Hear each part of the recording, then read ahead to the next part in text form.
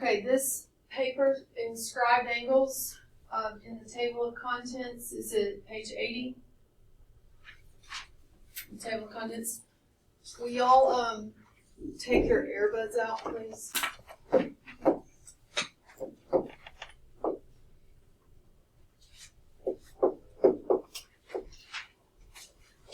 All right, with units, with the circle unit, remember the tools that we talked about so far to help you approach each problem. You have that every circle measures 360 degrees in it. That's around the edge. That's also the angles on the inside. You have that diameters cut the circle in half. Cutting a circle in half gives you the number 180. If you have two diameters, then you have vertical angles. And I call them vertical arcs. They're really not. That's not an actual vocab word, but the vertical angles that are congruent form congruent arcs as well. And then the last thing that you have was what you learned on Friday, which is that central angles equal their arc. Central angles are angles that come from the center of the circle, hence the name central angles. The way to remember it is the way that you would slice a round cake, like if you cut a piece of cake, or a piece of pizza, right? If you look at my picture over there on the marker board. Now what we're going to look at is something called inscribed angles. Inscribed angles are angles in the circle, but they are in a different location.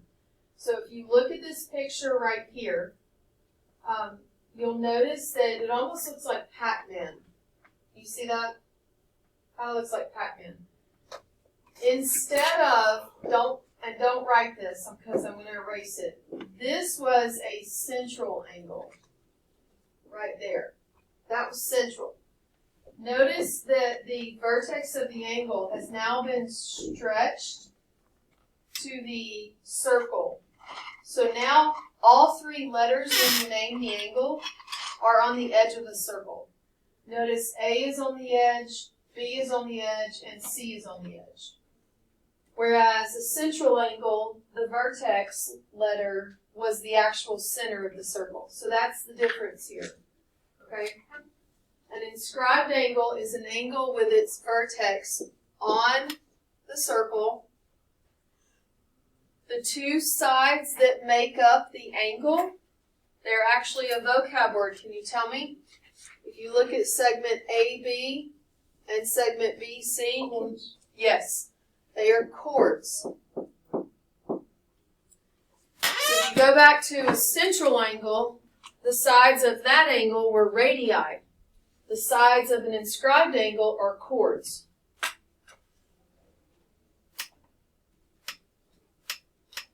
Okay, just like the central angle, I want you to look at the angle, which is right here, this angle here. I'll put that arc. I want you to imagine like a flashlight, or if you want to, imagine a pizza that someone has come in and just butchered. They did not slice the pizza correctly, and they cut a slice like this. Now I want you to focus on where would the crust be of that pizza. Take your pencil and make a squiggly mark on where the crust would be. There is a relationship between the measure in this angle and the arc, the crust, on the outside. The relationship is different than a central angle. In a central angle, they were equal, right? And we said, think of the phrase piece of cake. Piece of cake implies easy. Also, if you had a big round cake and you were cutting a slice, that's how you would cut it. If I gave you a round cake and you cut a slice like this right here in this picture, I'd never let you cut a cake again, right? So this is not a piece of cake. This is different. You're going to put an X right here to show X degrees. Meaning we don't know it. We're just going to say it's X degrees.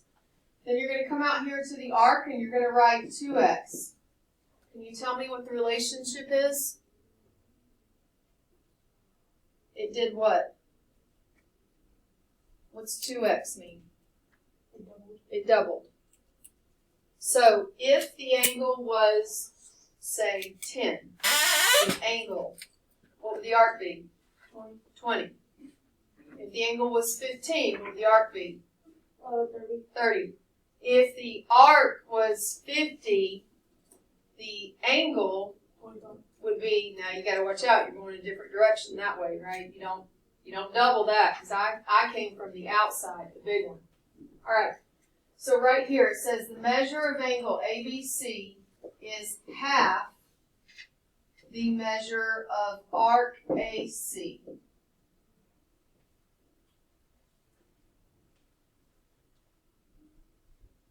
That intercepted arc is the arc that lies between the endpoints of an inscribed angle.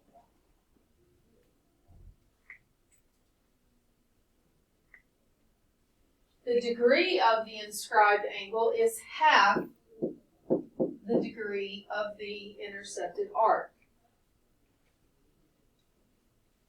Now, how are you going to remember that a central angle is equal to its arc and an inscribed angle is not? It's a double or half depending on the direction. You have to be careful. Watch my pen. Let's see. I'm going to go with this color. Don't write this because it's going to get crowded. If I know the angle and I'm going outside to the arc, I double. But if I know the arc and I'm coming inside to the angle, I half it. So do you see how there's a difference? Like it depends on which one you know. So how are you going to remember when to double, when to half it? First of all, you need to tell yourself that the arc is always the bigger one. Okay? The arc is always the bigger one. Just look at it. I mean, it's more drawing, right? It's more, I guess you could say, like rotation of your pencil.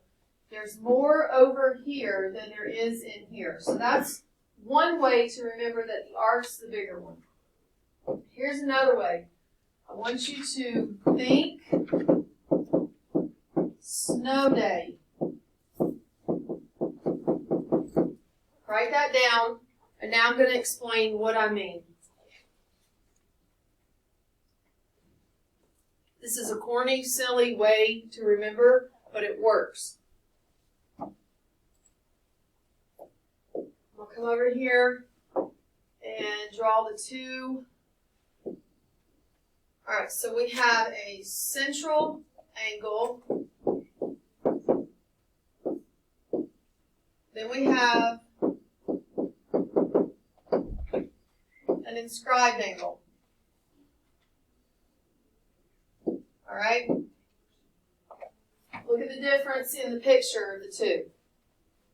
Notice the points of the inscribed angle are all on the edge of the circle. Notice the points of the central angle, only the endpoints of the angle are on the circle. The center is the vertex of the angle is the center of the circle, right? Okay. We learned that here, if this is x degrees, then this is also x degrees. We learned that they're equal. And we said, think of it as a piece of cake, which means the angle equals the arc. It's easy. Piece of cake. Easy peasy. Over here, we're going to think snow day. We've already said there's two relationships. It depends on which one you know and which direction you're going. So if you know the angle, then you double the angle to equal the arc. If you know the arc,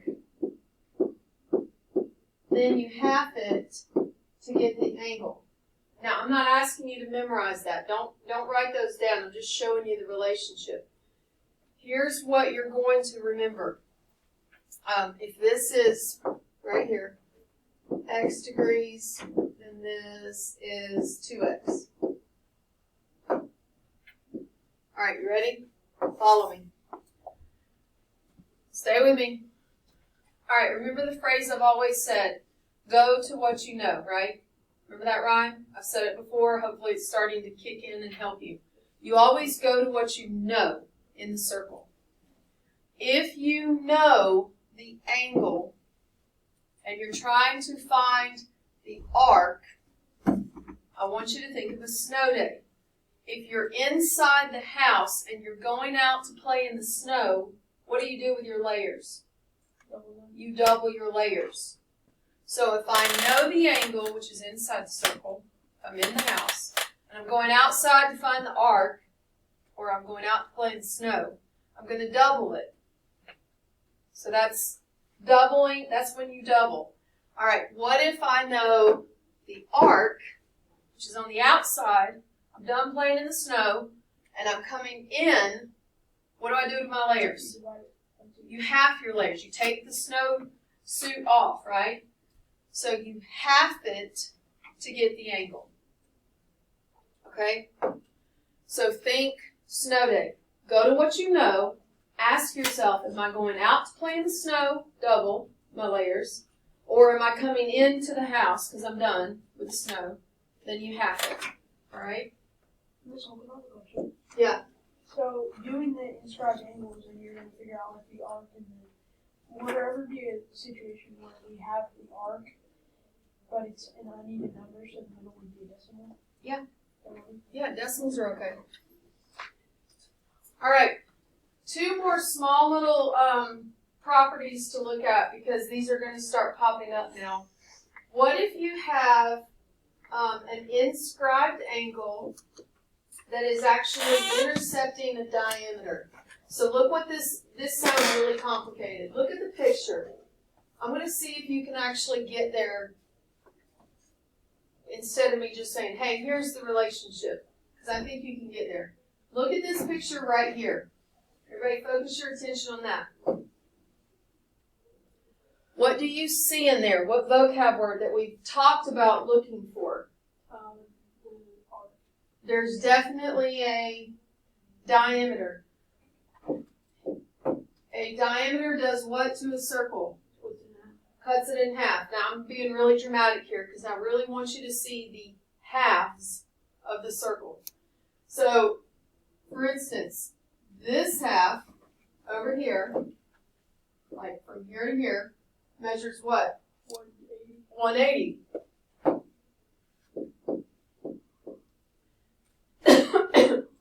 Choking. Okay. Do you notice the endpoints of that semicircle? You have C and B. Trace two fingers from B and C. Trace them along these segments. What do they both go to? They both go to A. C goes to A, and B goes to A. You see that? So that's an angle. Are all three letters on the edge of the circle? Yes. So what kind of angle? We just learned it. It's an inscribed angle. So what is the measure of that angle right there? Go to what you know. What do I know?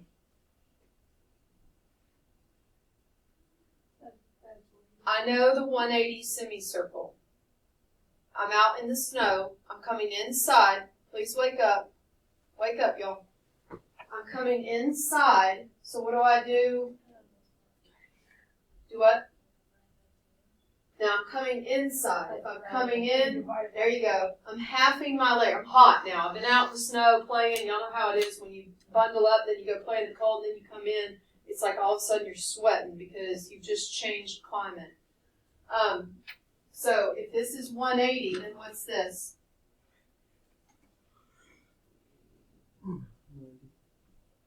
Do what? 90. It's 90. So instead of writing 90, what can I draw? A little square. I can draw a little square right there. This is a property. This happens every time. if there's an inscribed angle, and it has to be inscribed, meaning all three letters are on the edge of the circle. If there's an inscribed angle that opens up to a diameter, do you notice how it forms a triangle?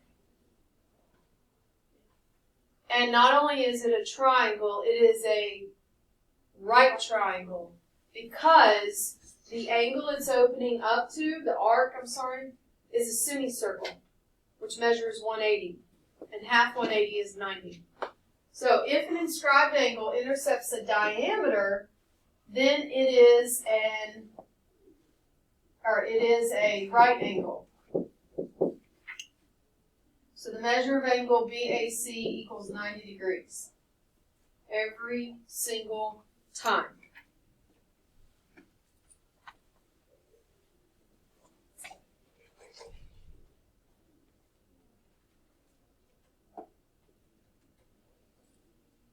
All right.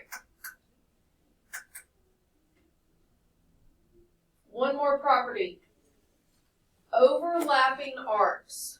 So watch this. This picture right here is kind of confusing when you first look at it. So I'm going to use my colored pen to show you what to focus your attention on. I want you to take your pencil and trace angle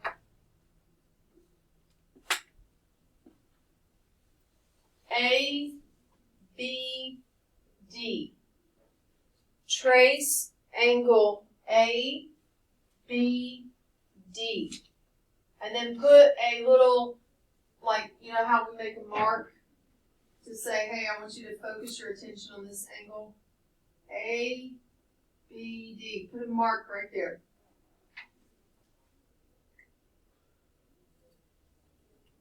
Now, I want you to tell me what arc, meaning I'm on the edge of the circle, what arc does angle ABD open up to form? AD. It forms arc AD. I want you to take your pencil and I want you to draw a squiggly on arc AD. Draw a squiggly on arc AD. So your attention is focusing on arc AD. Now I want you to look at the picture and ask yourself, is there another angle that opens up to the exact same arc? What is it? AC. So if you notice this exact same arc, if you trace from A and D, take both hands, take your fingers, we'll change colors so you can see where I'm now drawing.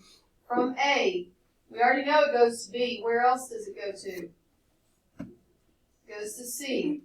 Then go to D. Where does it go to? It also goes to C. There's a second angle right there, and both of them open up to arc AD. Well, if they open up to the same arc, what would that tell me about the angles? They would have to be congruent. So I'm going to put another congruent mark right there. So if two inscribed angles, now they both have to be inscribed, by the way. If B or C was not on the edge of the circle, this would not work. All three letters have to be on the edge of the circle.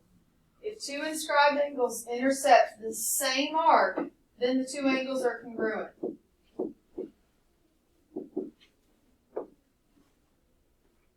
So the measure of angle ABD is going to equal the measure of angle ACD.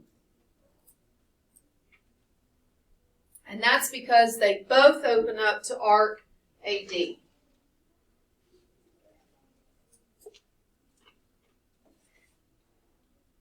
Okay, now I've taught you everything you need. Now we dive into the practice problems. They start out simple with just numbers. 1 through 6 is just numbers. Then at number 7, they go a little more challenging because they start to throw in expressions of x.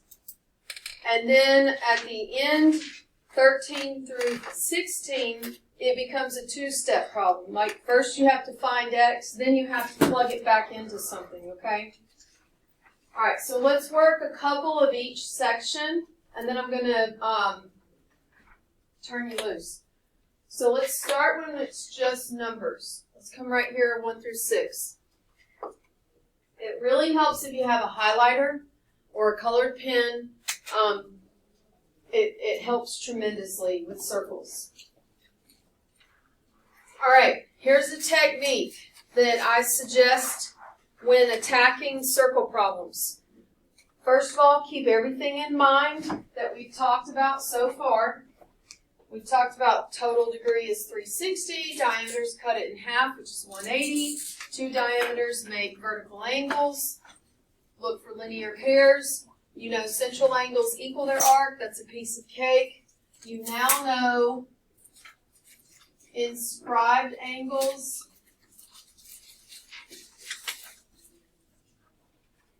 And I'm not going to write our snow days. I'm going to just say equals a snow day. Inscribed angles equal a snow day. So if this is x, then this is 2x. Okay. We also have 2 more properties, and that would be if you have a right triangle opening up to a diameter, it's a 90-degree angle, and then that if overlapping arcs come from inscribed angles, then they're equal. All right, so look at number 1. The first thing you need to do is to look at what it's asking for and put a question mark there so that your mind will say, okay, this is your focus. It's asking for the measure of angle WXY. Notice it says angle, which means I'm not tracing the edge of the circle. I'm actually looking at an angle. WXY is right here. So I'm going to put a question mark. That is, I can't put the question mark in there. It'll get too crowded. So that's my focus. Then remember the rhyme. Go to what you know. What do I know in the picture? I know the 62. Does the 62 line up with the angle I need? Meaning, does the angle, think of a spotlight, open up to form that arc? Does the angle I need open up to form the arc that measures 62? Yes, that's what I mean by line up. For example, because this is going to come up in just a few minutes. Imagine the 62, let's say this was 120 over here. I'm just saying for example. Does the 120 line up with the angle I need in this case? It does not. If this is 62, it's on the edge of the circle, and I'm coming in, is this a piece of cake or a snow day? Huh? It's a snow day. So what would the angle be? 31. It's going to be half 62, right?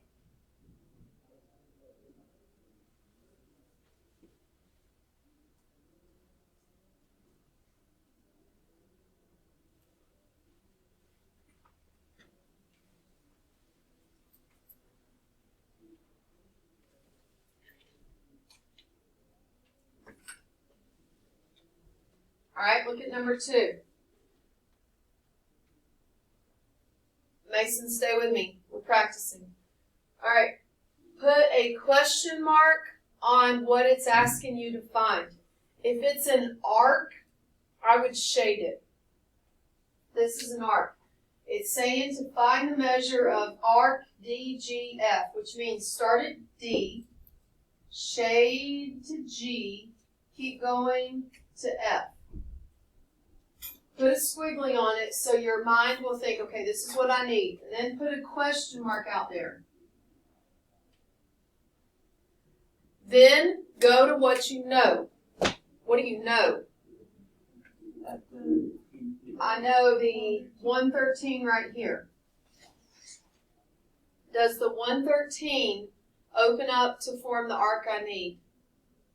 Meaning if you trace the angle and think of it as a flashlight or a piece of pizza that someone has butchered, like cutting it in the wrong way, is that the crust?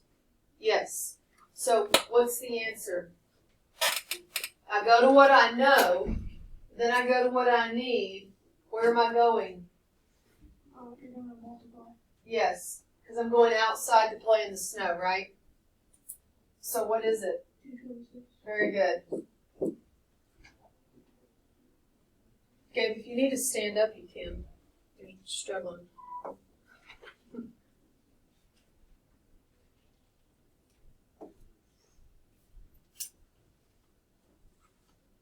All right, number 3. Find the measure of angle PQR.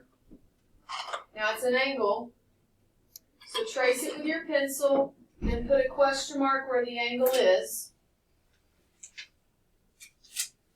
Trace it with your pencil and put a question mark where the angle is.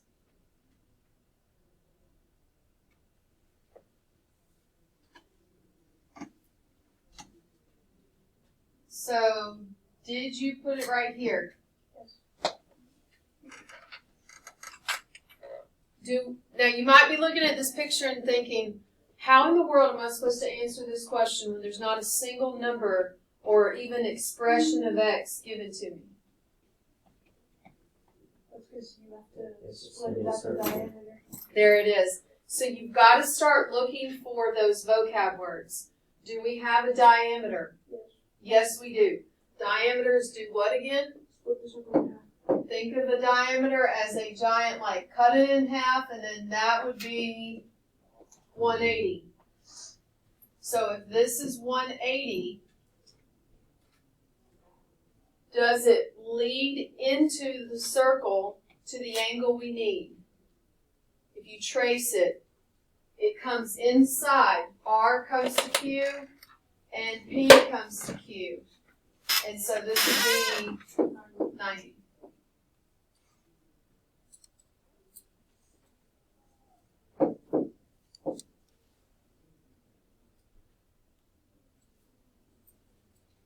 All right, so those were straightforward. Now let's get into some that are not exactly straightforward. This is when you have to start being a problem solver. It's like a puzzle, okay? You have to look at it and ask yourself, what do I know? What do I need? What can I find? All right, so look at number 4. The question says to find the measure of arc BC. So arc BC is right here.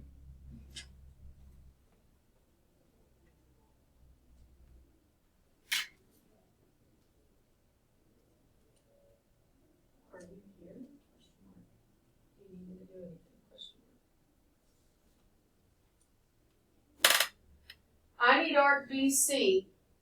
I've got it labeled, have my question mark, so I'll know to focus my attention there. Now what do I know in the picture though? It's a semicircle. I do have a semicircle. There is a diameter right here, which means this is what? 180. 180. Okay, so keep that in mind. If you want to make a note to yourself that you've got a semicircle and you can't necessarily trace the whole thing, you can come to the outside and do like that, and then say to yourself, okay, that's 180. Now, what else do I know in the picture? You double the 47. Yeah, you can double. So I know this is 47. This 47 is coming from an inscribed angle we just learned about, which means it's a snow day. That makes the arc 94. If I'm inside the house going out to play in the snow, it would be 94 degrees. And you minus that to 180. Now you can start to see, that is just a preview of how this is like a giant puzzle. Every problem is like this.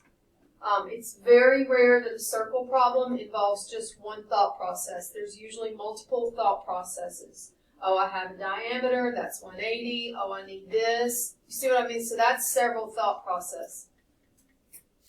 So 180 minus 94 is what? 86. And that would be the measure of arc BC.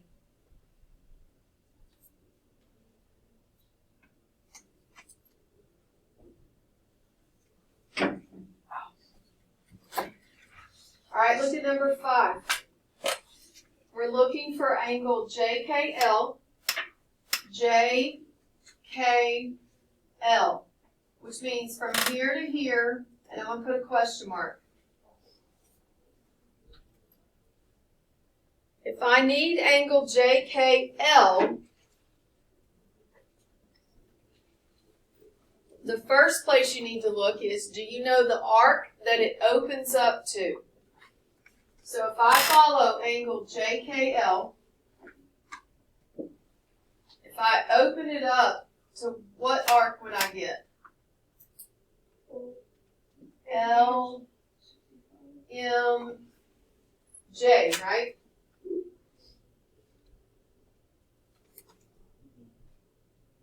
Angle JKL opens up to angle JML. Do you see that? Do I know that arc? Immediately? No. I don't know it immediately. Do I have enough info to find it? Yes. Yes, I do. Go back to what we said to keep in mind, right? If there is no diameter, look and see, do you know the whole circle? Because those are usually the two routes. There's either the whole circle info or there's a diameter info. There's no diameter here. Do I know the whole circle? I know all but one chunk of the circle, right? Here's what I mean by that. I know 65. I know 53. I do not know the purple squiggly. That's one chunk. So if I have all but one arc, then I can find it by taking the ones I do know and subtracting it off of 360. So 360 minus 53 minus 65 Gives you 242. gives me out here 242 degrees. If that's 242 degrees coming in snow day, I would do what to get the angle? Divide it. There you go. 121. Bam.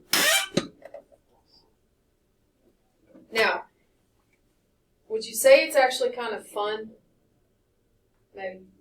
No. I think it's fun because I like challenges. And I'm not like a nuclear engineer, so if I get it wrong, it's okay. Nobody's going to blow up or anything. I'm just playing with circles. But I enjoy them because I like puzzles. I like looking at things and trying to decide, what do I know? What do I need? What can I find? That's how you become a problem solver, okay? This is not Google it or PhotoMath it. That's not how this works. It won't work here, okay? How many degrees are in the whole circle? Okay, and do you notice how I know 53 and 65? And then this is the only chunk I have left. So I took 53 and 65 off of 360. We did 360 minus 53 and minus 65, and we got 242. All right, number 6 asks us to find two angles. First, go to your picture and put the question mark on the angles. Trace it carefully. You're looking for angle RST and RUT.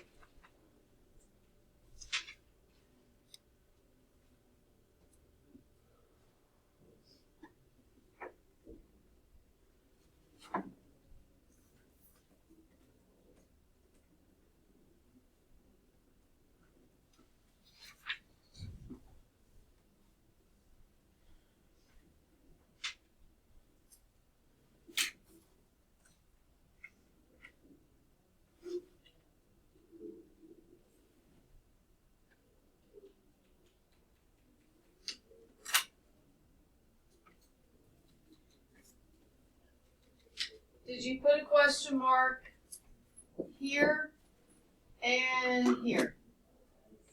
Okay. I don't know about y'all, but when I see pictures like this, I always think of those spotlights, like the Batman light. You know what I'm talking about? everybody should know what I'm talking about. The gigantic, like, spotlight that they would turn on when they needed Batman to come help. I see a spotlight and I can visualize like light beaming from like right here and it's shining to that arc, right? And then I come over here and I'm like, oh, there's another spotlight and it's shining to that arc. What do you notice? They're going to the same arc.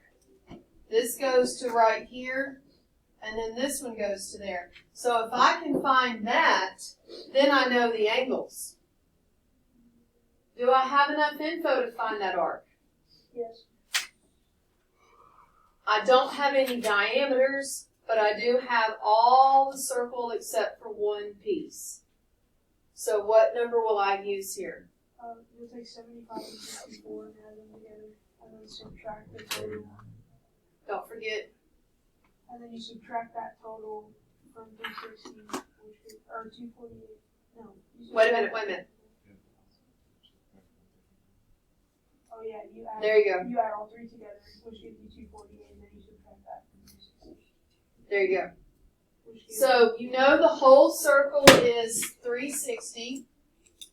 You're going to take 360 and you're going to subtract off 64, 139, and 75. And that's going to leave us with the squiggly arc we need. And how many degrees do you end up finding in the squiggly arc? Y'all like these technical terms, squiggly arc. What'd you get? I got 112. Whoa. Double check that. Here, hear me out. Instead of adding them up and then subtracting, just take 360 and subtract off what you don't need. It ends up being fewer steps. Okay, so if the arc is 82 and I'm coming into the angles, what would that be? It's a snow day, you're coming in. You divide it in half. It'd be 41. Very good. All right, let me show you how to do number 7, and then the rest of the sheet is your practice assignment for Flex today. Number 7 is the same stuff, but instead of using just numbers, now they're giving you expressions of X. Yes? Can I try to guess it? What'd you get? Well, no. Like, when I cut the 158 in half and make the expression equal that. Yes. So the technique here is go to the expression with X and put your question mark there. So notice that the X is 8X minus 9, and they're pointing to this angle right here. So I'm going to put a question mark there. If I can find the measure of that angle, I can set 8X minus 9 equal to it and solve. Do I have enough info to get the measure of this angle? Yeah. Look at the angle, trace it out. It goes to the arc that they're giving you.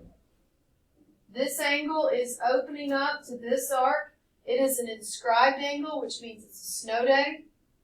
So if the arc is 158, then the angle would have to measure what? What'd you get? 79. So this angle would have to equal 79 degrees. Now you know that 8x minus 9 has to equal 79, and now you can solve it.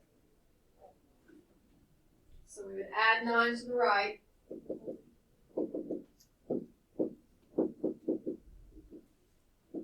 Then we would divide by 8.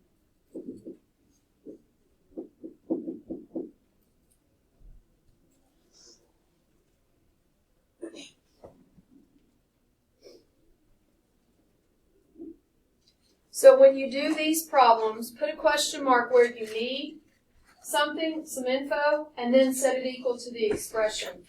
Your practice assignment is to finish, let's see, you got 2, 4, 6, 8, 9 problems. I expect you to work on it in Flex. Don't come in here tomorrow and not have a single one of these done, other than the ones we did together.